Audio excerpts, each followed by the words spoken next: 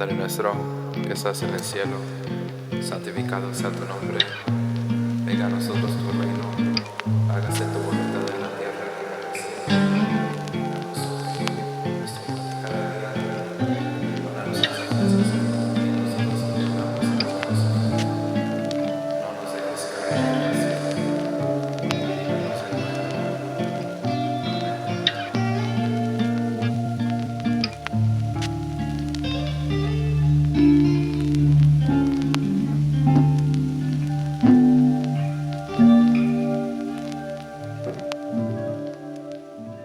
Dia de los Muertos is a tradition that is older than 3,000 years. It is ancient, but it still lives on in our memory. It's in our DNA. Dia de los Muertos or Dia de Muertos or Day of the Dead it can be seen as a very morose subject or very gruesome or dark, but if anyone was raised in our communities or our cultural spaces, death is not an ending point. It is simply part of our life. Es un paso de nuestro ciclo en este mundo. Y en las culturas mesoamericanas lo veían de esa forma. Ese es solo un paso de este mundo. Cuando lo que consideramos nosotros como el alma, el espíritu, cuando ese espíritu deje este cuerpo de carne y hueso, cuando ya no lo necesite más, va a trascender a otro plano. But to those who are always making a very strong case, and a good one, about, authenticity. This is an ongoing debate and conversation in every single cultural space, because even within your family, within my family, we're not even in agreement on the way we do things. Es un día solemne, o eran fechas solemnes para nosotros. Sí esperamos o tenemos esa creencia que esos días nos visitan, no es un día especial, pero no era una fiesta, no es una fiesta. Porque para ver los altares, y aquí donde estamos es un ejemplo, ves gente que pues ya estaba esperando ese paso, trascender. Pero ¿qué pasa con las personas que no esperan trascender? O que tú no esperas que esas personas trasciendan. Entonces es cuando te echas para atrás y dices, espérame, esto no es una celebración, es algo triste también. Por ahí viene la huesuda, dice que me quiere llevar a gran baile con mis ancestros, por allá en el Mictlán. Yo le digo que aún no es tiempo, que todavía me toca andar, vagando por este mundo, cantando para gozar. In Danza Azteca, I have had teachers show me how to keep an altar, how to tend to that altar, what ofrendas to bring. We have our sage, cedar, sweetgrass. We did a ceremonia where we acknowledged the four directions, the north, the south, the east, and the west. Sometimes we have the tamales there, sometimes we have the arroz con los frijoles. And at the end of the ceremony, you share that food. You share that food with everybody. I remember it was 4 years after my father passed away before I could even mention his name without crying. And the reason why I think of him so much during Dia de Muertos is because I also teach workshops, right? I sit and talk with everyone, ask them, who are you honoring today? And I want you to really focus on what your relationship was like with that person, all those beautiful memories that tend to come to the top after they're gone. And I think the celebration part is not necessarily, those first years after you left someone and you've lost them, it's hard to celebrate.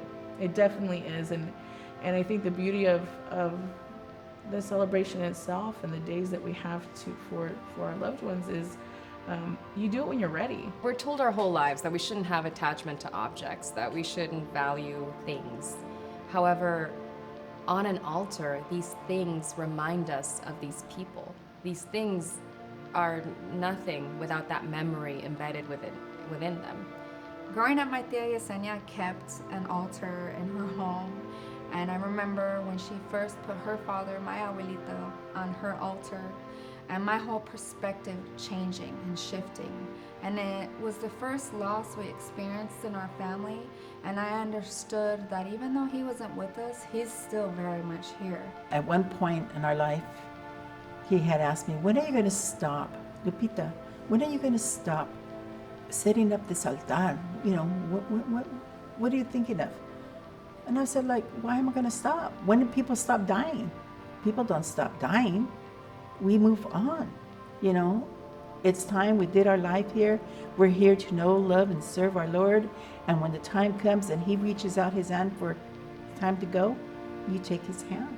I recently just lost my sister, Eva Harris. For my husband, well, it's been 16 years. In 2007 is when I lost my father.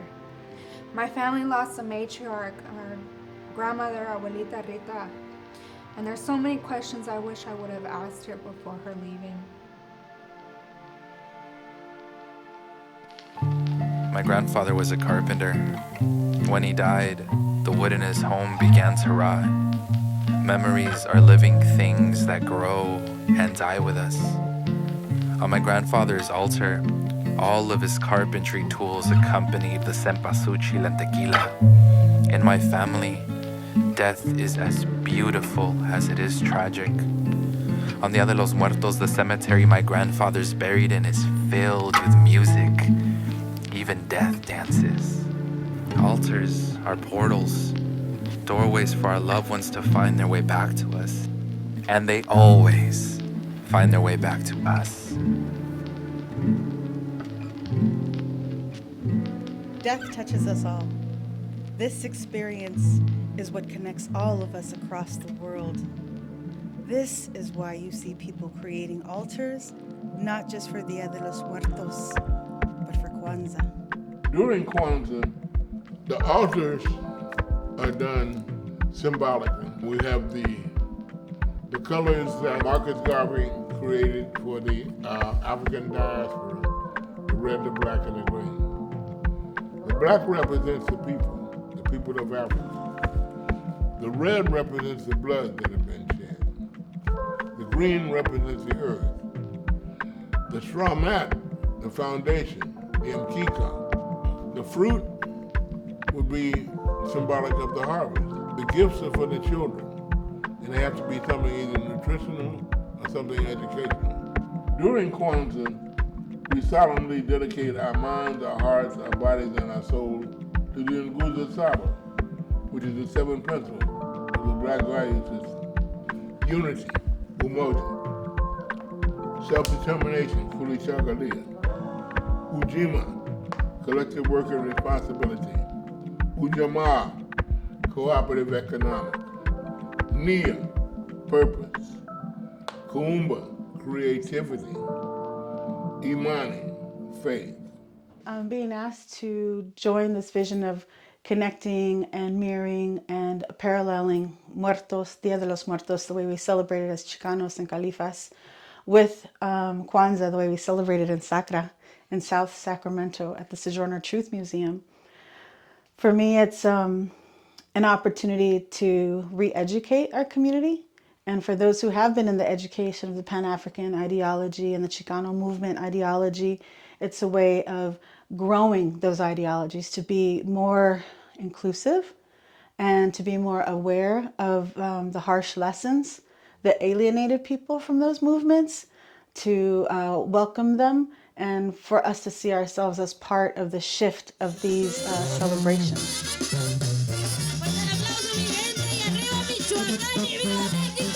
Este boom del Día de Muertos que todos conocemos ahorita a nivel internacional es muy reciente. Viene Hollywood con sus ideas de cómo piensa que son estas festividades, ¿no? Curiosamente, hay una película hollywoodense y cuando están en México siempre están en Día de Muertos. Estoy hablando de películas de Superman hasta 007. ¿verdad? Siempre están en México en Día de Muertos, ¿no? Entonces se hizo muy popular esta fiesta. Estando en pueblos allá en México en estas fechas, sí veo muchísimo turismo y especialmente muchísimo turismo americano que quiere vivir estas fechas como ellos piensan que es la festividad. No pintarse la cara, andar de calaverita, andar el desfile con mi veladorcita, mi vela, que difiere mucho a lo que es la tendencia del pueblo. Viene esta presión dentro de estos pueblos, que muchos de ellos sí tenían estos rituales o tradiciones o costumbres, como le quieras decir, y tienen que adaptarse a las necesidades que quiere el turista y se alejan de lo que estaban o lo que ellos o cómo ellos celebraban estos 3 o 4 días o 28 días. It's true that Coco really did, as a film, put this act of honoring Day of the Dead on a global scale. And the truth is we've been honoring the dead in every one of our specific regions of the world in many different ways since the beginning of time, because death is universal.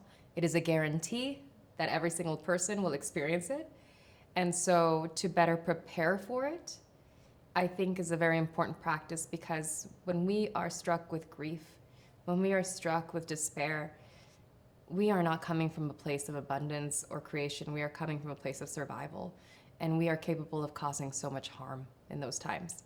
Antes de tener hijos yo decía, si mañana me muero me voy a morir feliz, porque he vivido mi vida al máximo. Mi mujer se embaraza y dice que voy a ser papá. Mi sentimiento cambia en ese momento. Lo primero que se me vino a la mente, no me puedo morir. No me puedo morir. En estas fechas, como padre de familia, el sentimiento de muerte sí es miedo.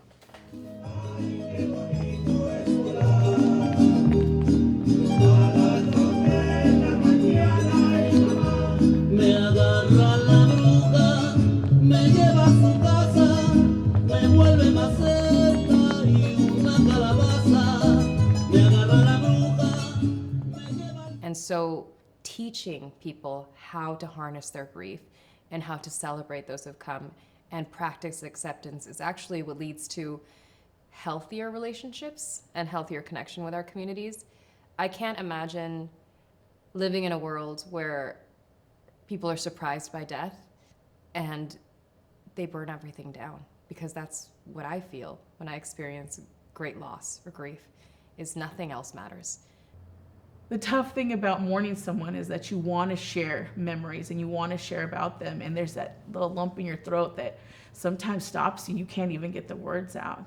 It's just the hard part of like being the ones left behind. They moved on to the next path in their journey, and you're still on yours. And so that's the tough part that comes to play, is you can't be with them anymore, or at least just not yet, you know?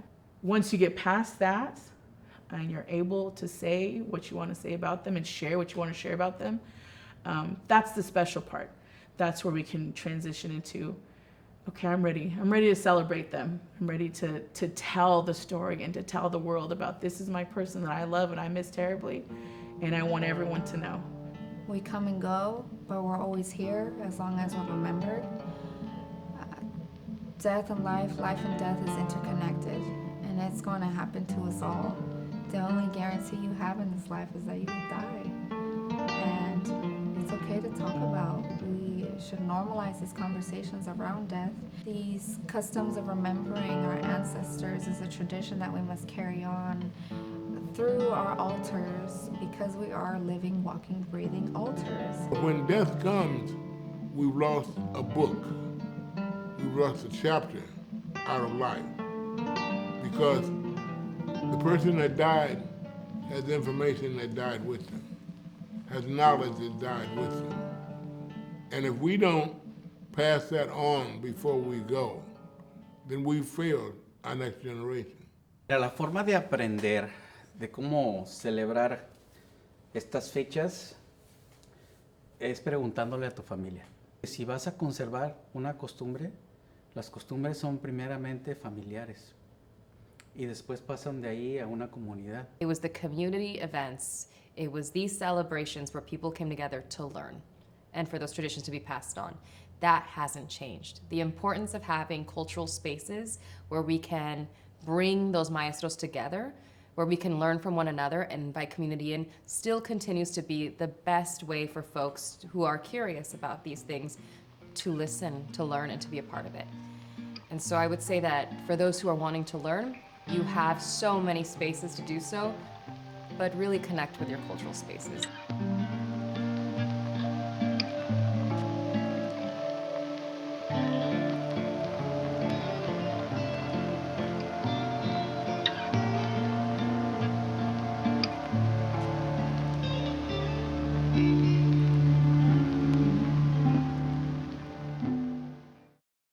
week before he died, he said goodbye to me.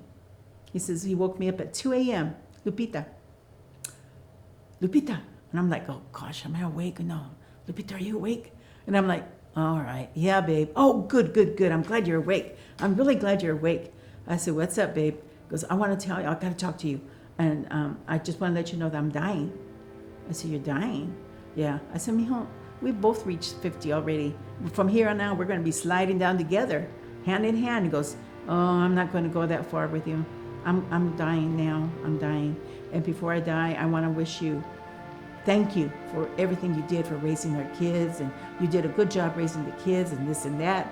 And I said, hey, I didn't do it by myself. He goes, no, but you did the majority of the stuff, because he was always out of town on his job. Wednesday night, before that, we were talking. He called me up. We were on the phone for 2 hours talking away. And the last thing was, okay, what do you want for dinner Friday? Oh, how about a salmon? Okay, how do you want me to make it? Want me to bake it with the limon and wrap it up in foil? Do you want me this? Yeah, whatever, surprise me. But salmon's good. I said, okay. And so we didn't get to do that. So that was the end.